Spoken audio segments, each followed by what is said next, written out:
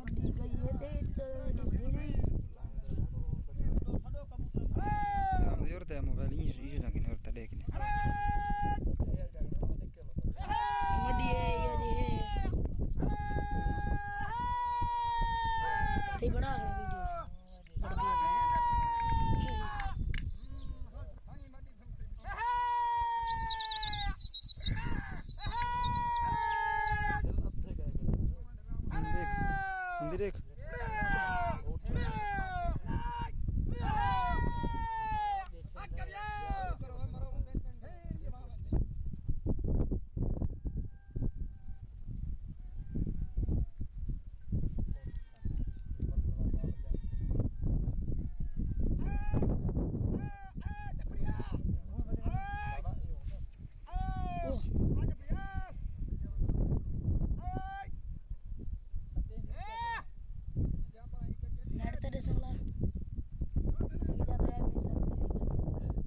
देख शाम को देखी देखा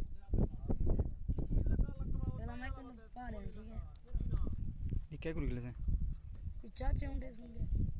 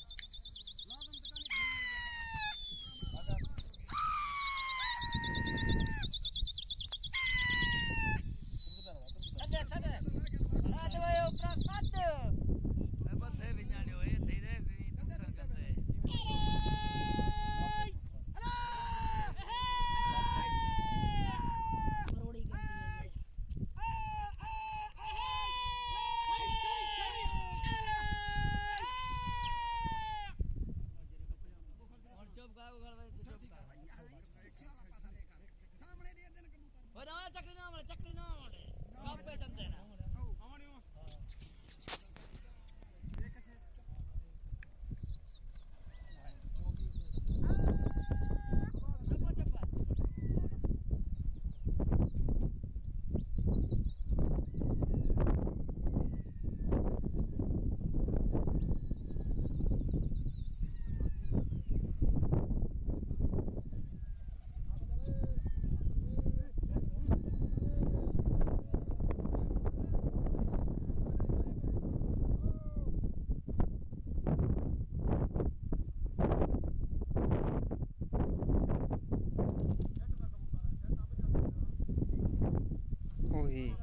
बंदे क्या है यार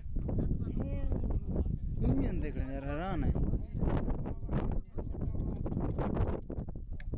दिलचस्प कहीं तेरी मुझे कबूतर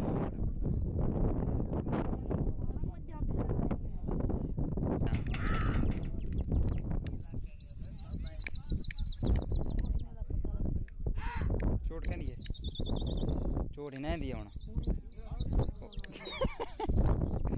अब शायद इनको अपन नाल मिला भाई ढांधे आज कुछ कटू ना हाँ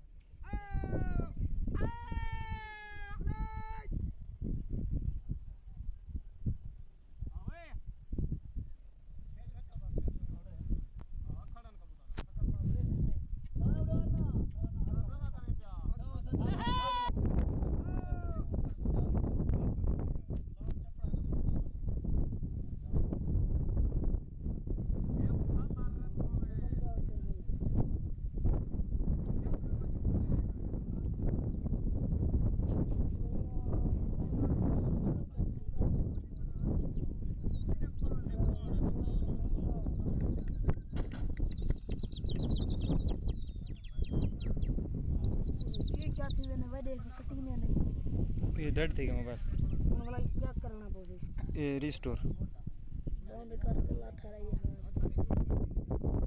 मेरी ना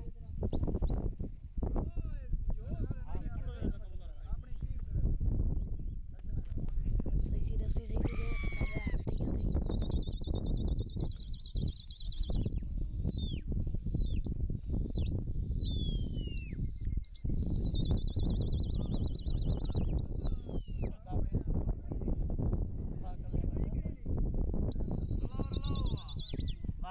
पटो पटो नहीं पटो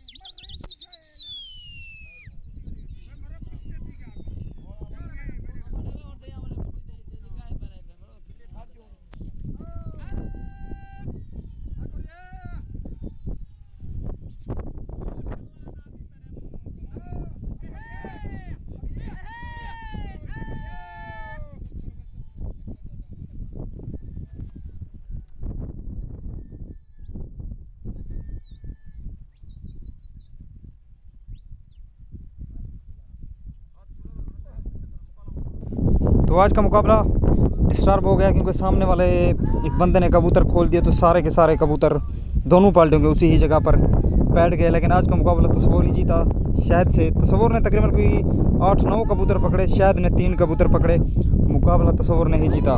तो कल भी इनका मुकाबला होगा, वो तो मैं आपको नहीं दिखा पाऊँगा क्योंकि मैं किसी दूसरे मुकाबले पर जाऊँगा। जितना हो सकता था मैंने आपको दिखाया। कल इंशाल्लाह एक कांटेदार मुकाबला है, वो मैं आपको लाजमी दिखाऊँगा। इनकी फरमाइश थी कि आज आप हमारे मुकाबले पर आओ, तो मैंने सोचा यार किसी ना किसी की बात लाजिम मान लेनी चाहिए। वैसे तो मैं हर किसी की बात मानता हूँ, जो भी बंदा मुझे मुकाबले का बताता है मैं उस पर लाजिम ही आ जाता हूँ। तो आज का मुकाबला भी तस्वूर ने जीता शहद से।